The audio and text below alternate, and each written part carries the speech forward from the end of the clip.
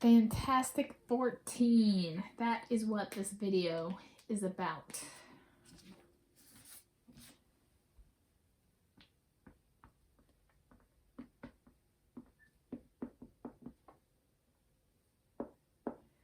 Alright, and this is because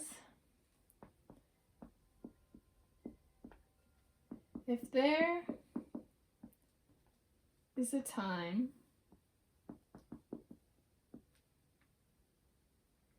where all of us are interacting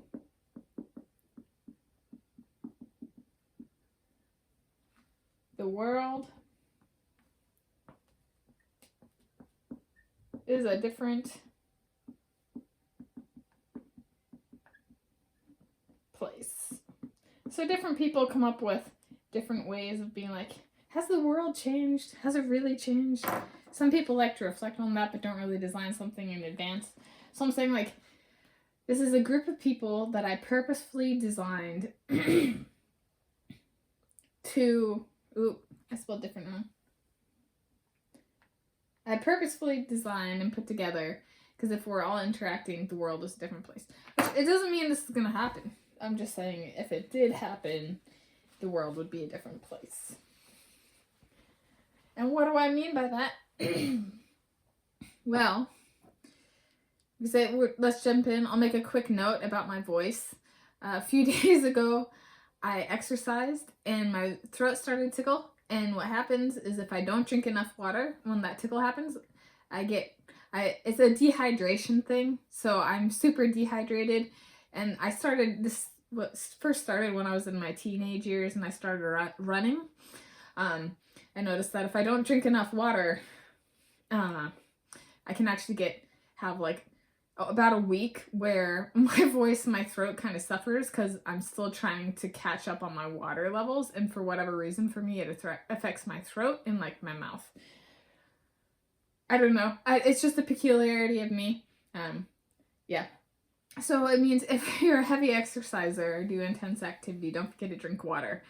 Because one's voice can sound like this literally just from dehydration. I've also been having like sinus problems because everything is in bloom and I'm allergic to pollen.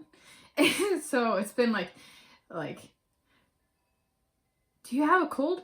No, it's just perfect synchronicity of which is synchrony of events. It's not causality. So like me having bad hay fever because there's a lot of pollen does not cause me to get dehydrated. I get dehydrated because of my own actions. That's my fault. I didn't drink enough water. So it looks and might sound like a cold to some people, but in reality it's just me being allergic to pollen and having a lot of pollen in the air, and then me not drinking enough water when I exercised. And I'm still paying for it. Alright, so the first 8 are like the magical 8. So this is the 8 magical. So this is back to the Fantastic 13. We'll start with the magical 8. Alright, up first is number 1, Chalmers.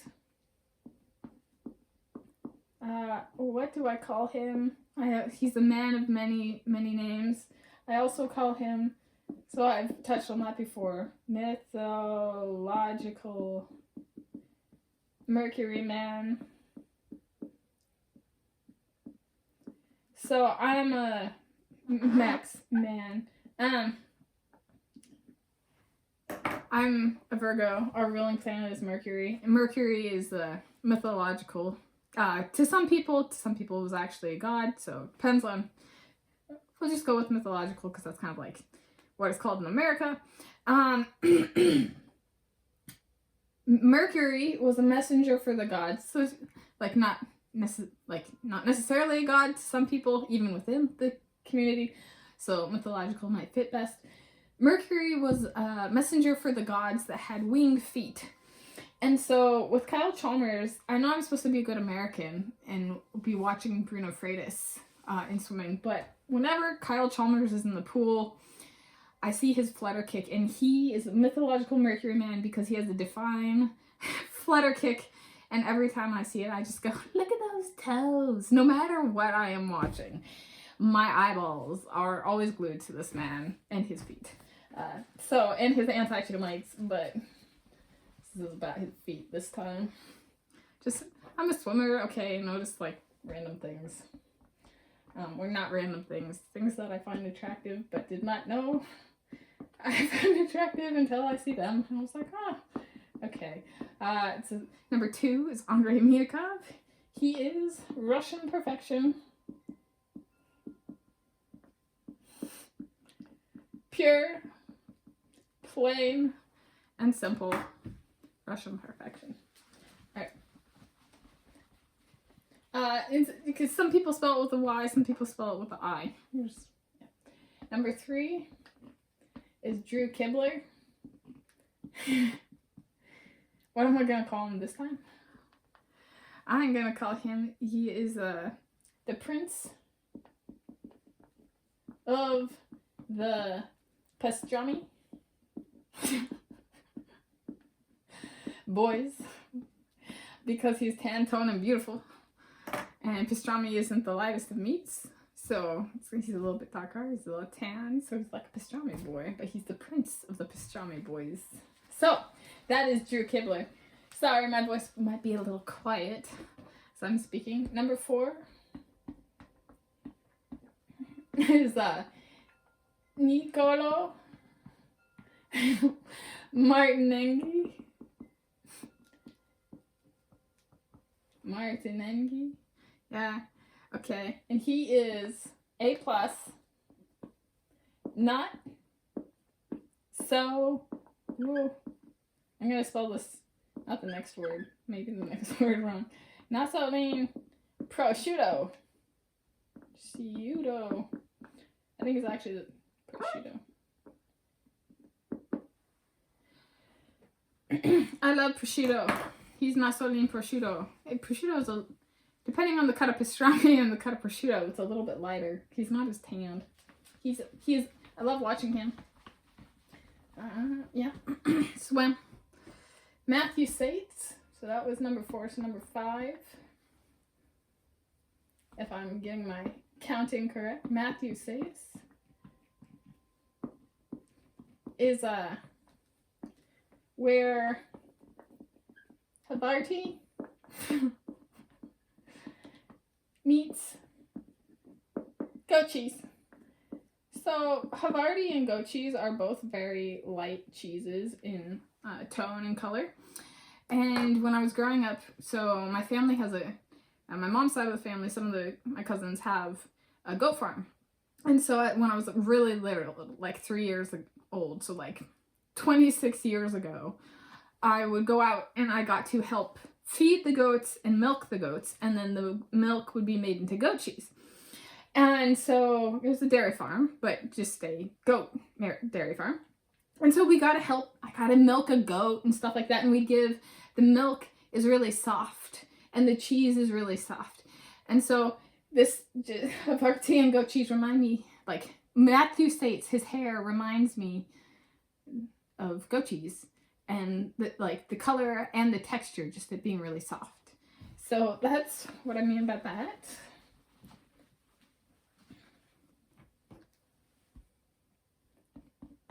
Number 6 is Shaine Casas. Casas. But he's not a sauce. Okay. He's an Elmo dolphin. Because he's really fast. So he's a dolphin. But he's also like an Elmo, because the first thing I thought of when I saw him was like, oh my gosh, this guy is an Elmo. Like in the most lovable way. He is adorable. He's also very fast, so don't underestimate him just because he's adorable. Number 7 is Chase Kalisz. This is the Kalisz crush, not to be confused with a sneeze. So his name has many pronunciations. There is Chaz Kalisz, there is Chase Kalisz, etc., etc. So we can have a crush on the name pronunciation. And the name Kalisz. Yeah. Up next, wait, did I say number 7? That was number 7. This is number 8. Is Luca Urlando. And he is a stunning head of hair man. I mean, he rivals, I think his hair is more on fleek and on point than Javier Bardem in No Country for Old Men. It is very hard to peel off his hair length, which is like kind of like here, below here, kind of, depending on if he's let it grow out or not. Point being, it's hot. Okay. And he's the swimmer, which like makes it really hard to maintain a head of hair like that. Unlike Hollywood, where that part of their job is hair upkeep. They get it all taken care of for them. Swimmers gotta work for good hair. All right, number 9.